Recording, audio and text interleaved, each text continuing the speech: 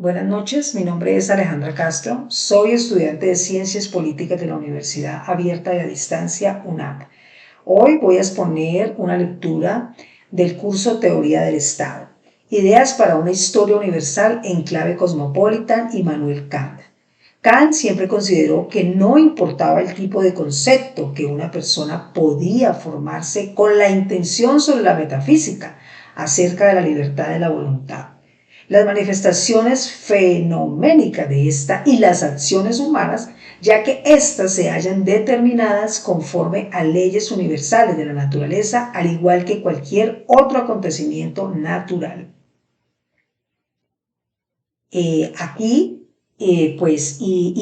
Immanuel Kant nos plantea 9 principios de la naturaleza. Primer principio. Para Kant es de una manera conveniente que la naturaleza humana esté destinada a desarrollarse con un fin específico. De no ser así, sería una naturaleza que no actúa conforme a leyes, sino a una naturaleza que no conduce a nada. De este modo, es ocupar una desazonante casualidad el puesto del hilo conductor de la razón. Segundo principio. Kant consideró que el hombre es la única criatura con capacidad para razonar.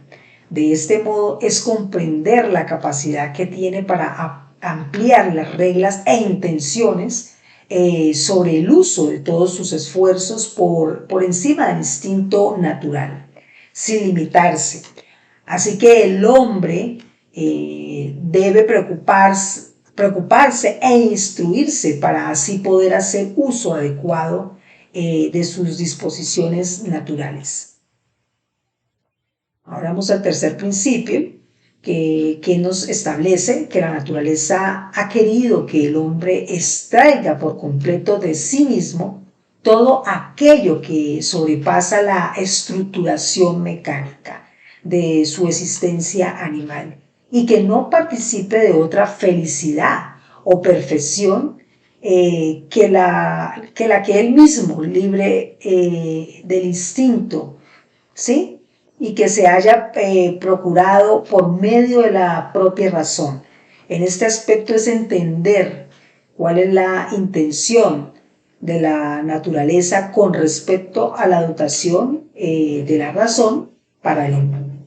El cuarto principio nos habla del medio del que se sirve la naturaleza para llevar a cabo el desarrollo a todas sus disposiciones, en donde considera que es el antagonismo de las mismas dentro de la sociedad. Este antagonismo es entendido según Kant como la insociable o sociabilidad del hombre, el cual se convierte en la causa de un orden legal de aquellas disposiciones. Así el hombre desarrolla el gusto, la cultura y los talentos. Sin embargo, la naturaleza va llevando al hombre hacia lo que le conviene. Bueno, y ahora tenemos el quinto principio. Kant ve un gran problema para la especie humana, en donde considera que la naturaleza hace que el ser humano se esfuerce para hallar una solución a lo que hace referencia. Es la instauración de una sociedad civil que administre universalmente el derecho o los derechos. Y el sexto principio, en este principio Kant afirma que el hombre es un animal el cual cuando vive entre los de su especie, pues necesita un señor. Entonces, pues de cierta forma abusa de su libertad con respecto a sus semejantes, y aunque como criatura racional desea una ley que ponga límites a la libertad de todos. Entonces, en este aspecto, pues su egoísta inclinación animal le induce a exceptuarse a sí mismo a la menor ocasión. Este principio Según Ken, lo considera como uno de los más complejos para la especie humana. Ahora tenemos el séptimo principio.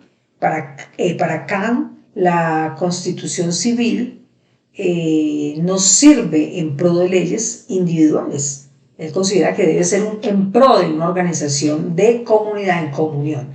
Entonces, el octavo principio se puede considerar la historia de la especie humana en su conjunto como la ejecución de un plan oculto de la naturaleza para llevar a cabo una constitución interior, ¿sí?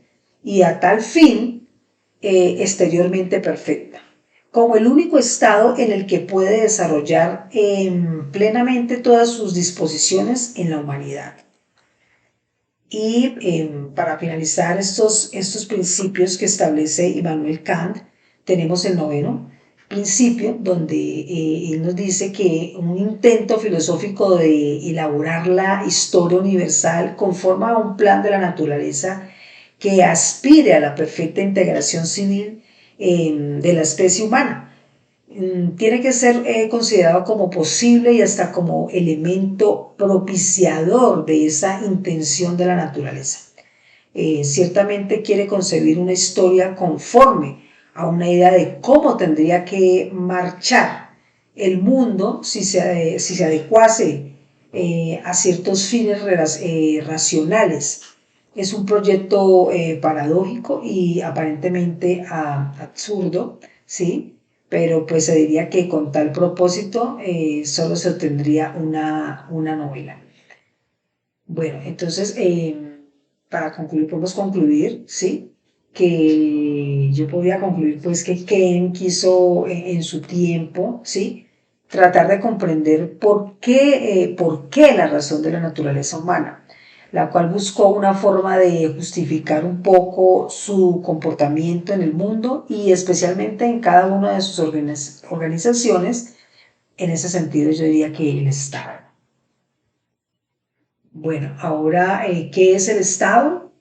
El Estado es una organización dotada de un cuerpo político que se compone de varios elementos que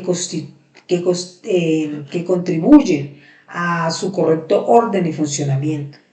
Así podemos referirnos a un territorio, a la población civil, a un gobierno político y su representación, con su forma y sistema de gobierno. De esta forma, el Estado debe cumplir distintas funciones, tales como mantener la ley, el orden político, promover el bien común, administrar los asuntos públicos, distribuir la riqueza, monopolizar el uso de la violencia legítima, ser agente económico, emitir dinero y regular los mercados. Yo diría que por otro lado, podríamos decir que los distintos estados en todo el mundo pues llevan a cabo su representación política y funcionamiento del Estado de diferentes formas. Esto yo diría que influye en su desarrollo y progreso. Y para finalizar, vamos a plantear cómo el Estado y su papel en el mundo contemporáneo. ¿Cuál es el papel del Estado en el mundo contemporáneo?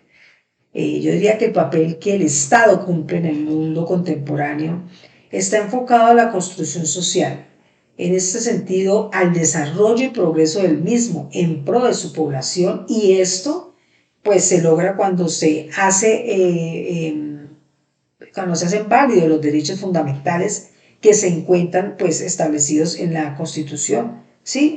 De dicho Estado. Es decir que es llevar a la práctica un Estado social de derechos.